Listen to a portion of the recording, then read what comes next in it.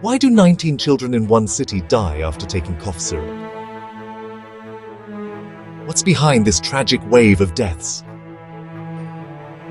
And who's responsible for the medicine meant to heal, not harm?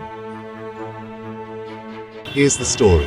In Madhya Pradesh, India, at least 19 children under 5 died after taking Coldriff cough syrup. Tests found it had nearly 500 times the safe limit of a toxic chemical called diethylene glycol. Police just arrested the owner of Sresun Pharma, the company behind the syrup. Authorities are scrambling to recall bottles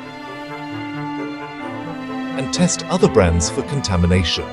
India, known as the pharmacy of the world, is now facing tough questions about medicine safety. The World Health Organization says this case exposes a dangerous regulatory gap for parents left grieving, like Shivani Thakre, who lost her child.